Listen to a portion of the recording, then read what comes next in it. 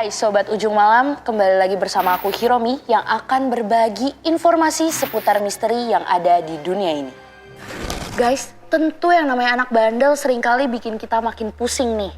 Ada beberapa yang kalau dibilangin makin paham dan gak ngulangin lagi, tapi ada juga yang malah ngejauh abis dikasih tahu. Di sini aku mau cerita tentang Candace Elizabeth Newmaker yang berusia 10 tahun dan meninggal akibat terapi yang menyeramkan. So, daripada penasaran, siapkan mental kalian, jangan tengok kanan kiri, kita mulai ceritanya. Semua bermula ketika seorang perawat asal Carolina Utara bernama Jane Newmaker yang merasa kesepian. Bagaimana tidak, di umurnya yang sudah menginjak 42 tahun, Jane ini gak punya siapa-siapa. Makanya dia punya ide untuk mengadopsi seorang anak. Di tahun 1996, Jane memilih Candace untuk menjadi anak angkat. Nah, kalian bakal ngira kalau si Candace ini yatim piatu kan? Tapi ternyata enggak loh. Alasan Candace masuk panti asuhan ini adalah karena pemerintah Amerika Serikat menganggap orang tua mereka, yakni Todd dan Angela Elmore, nggak layak untuk mengasuh Candace. Makanya ditaruh di panti asuhan dan akhirnya diadopsi sama Jane. Tentu aja cerita kita nggak berakhir sampai di sini nih. Masih ada hal seram lainnya yang menanti Candace. Sebagai ibu yang baru belajar tentang cara mengurus anak, si Jane ini ternyata kewalahan menghadapi tingkahnya Candace. Ya, memang kenakalannya Candace ini berbeda dari anak-anak kebanyakan. Konon, kabarnya dia tidak peduli sama sekali dengan makhluk hidup lain. Contohnya ketika Candace membunuh ikan peliharaannya tanpa merasa bersalah. Selain itu, Candace juga pernah mencoba untuk membakar rumah Jane. Sang ibu angkat pun tidak tinggal diam dengan hal ini. Dia rajin mengantarkan Candace ke psikiater untuk mendapatkan solusi dari masalahnya. Berbagai obat dan terapi sudah dilakukan, namun tidak juga membuat Candace dan Jane jadi lebih dekat. Malahan, ada satu kejadian di mana Candace justru menggigit dan meludahi psikiaternya. 4 tahun yang dilalui ini ternyata cukup melelahkan buat Jane. Sampai suatu saat dia coba pergi ke kota Evergreen di negara bagian Colorado.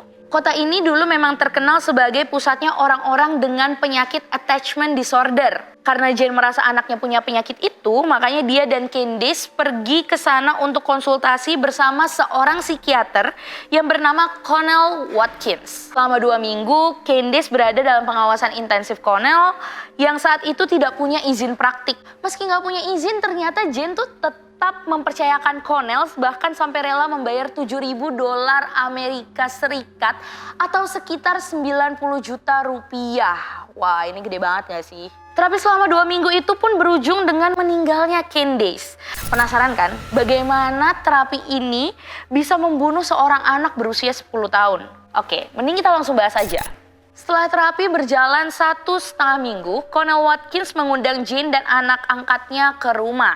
Di rumah itu sudah ada beberapa rekan Connell yang siap melaksanakan sebuah sesi melahirkan kembali. Seperti namanya, sesi melahirkan kembali ini cukup menyeramkan. Terutama ketika transkrip video terapinya dengan durasi 70 menit tersebar di internet. Semua diawali dengan Candace yang disuruh untuk tengkurap di atas sebuah selimut flanel layaknya bayi dalam kandungan.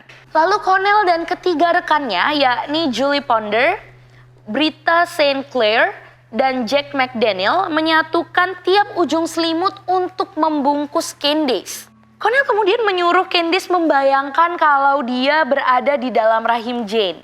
Dan untuk keluar dari selimut, Candace harus mendorong badannya dengan sangat kuat menggunakan kakinya. Connell lanjut berkata kalau Candace tidak keluar, dia akan mati. Jane yang berada di luar mengatakan kata-kata positif kalau dia bakal merawat anaknya yang nanti keluar dari rahimnya. Beberapa menit pertama memberikan kesan yang positif, namun mimpi buruk Candace berawal di menit ke-8. Candace merasakan tekanan besar di kepalanya sehingga membuatnya sulit untuk keluar. Salah satu rekan Connell sengaja melakukannya agar Candace bisa merasakan perjuangan keluar dari selimut. Di menit ke-9, Candace mulai bingung harus keluar dari mana dan berteriak menyerah. Meski begitu, Connell dan Julie tetap memaksa Candace untuk terus keluar. Menit demi menit pun berlalu. Setiap kali Candace menyerah, Connell dan Julie tidak menghiraukan. Malahan mereka menyuruh anak umur 10 tahun itu lebih baik mati saja jika dia tidak mau berusaha. Di menit ke-18, Candace mulai kehabisan oksigen. Dan 1 menit setelahnya dia muntah-muntah di dalam selimut itu.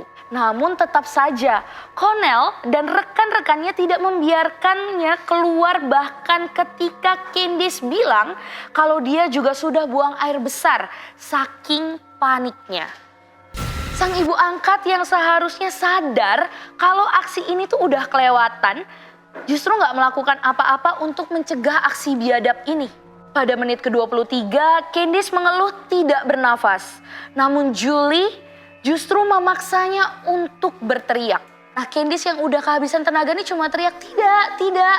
Tapi tetap aja dibiarin. Padahal waktu itu nada suaranya tuh udah lemes. Beberapa menit pun berselang dan akhirnya nggak ada suara sama sekali di dalam selimut itu. Connell kembali memancing Candace dan bilang kalau Candace ini tuh gampang menyerah. Namun lagi-lagi Candace berkata, tidak. Ini adalah ucapan terakhir dari seorang Candace sebelum tidak bersuara sama sekali. Mungkin di titik ini kalian udah mulai ngerasa kesel. Tapi ternyata kebiadaban dari 5 orang ini terus berlanjut hingga puluhan menit selanjutnya. Bahkan ada saat di mana Julie mengejek Candace dengan berkata, gampang nyerah berkali-kali. Connell juga tidak kalah sakitnya dengan berkata kalau Candace tidak pernah bertanggung jawab atas kesalahannya. Di sekitar menit ke-69, Connell akhirnya menyuruh rekan-rekannya untuk membuka selimut dan terlihat kalau Candace sudah terbaring lemas dengan warna biru di sekujur tubuhnya. Waktu itu Connell cuma bilang, oh dia tertidur di muntahannya sendiri. Sebelum dia sadar kalau ternyata pasiennya itu udah gak sadarkan diri. Tidak lama setelah Candace ditemukan tidak sadar, Jane panik dan Connell melakukan nafas buatan. Semua upaya tidak berhasil dan mereka pun menelpon polisi. Kemudian Candace dibawa ke rumah sakit. Candace sempat mendapatkan perawatan medis, namun tubuhnya yang udah terlanjur koma itu udah gak bisa bertahan, sehingga keesokan harinya Candace meninggal. Jadi menurut kalian gimana nih? Apakah terapi ini sudah termasuk penganiayaan?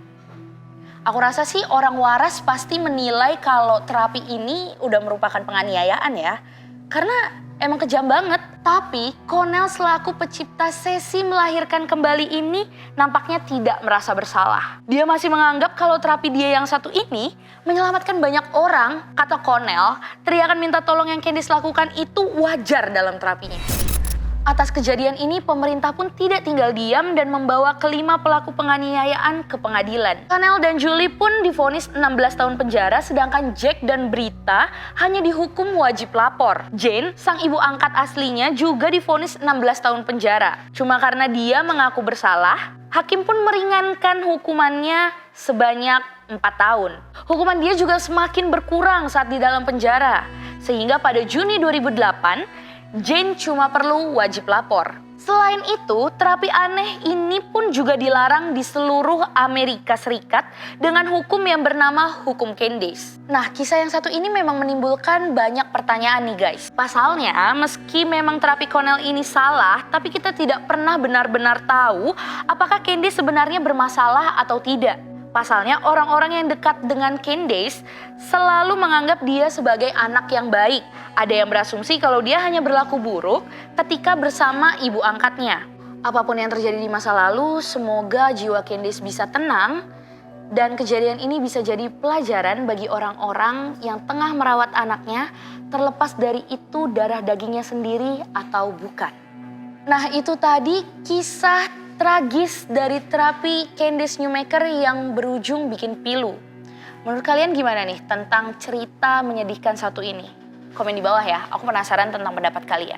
So, jangan lupa buat like, comment, subscribe, dan juga nyalakan notifikasi biar kalian gak ketinggalan video-video menarik lainnya dari channel Ujung Malam. So, see you on another video. Bye!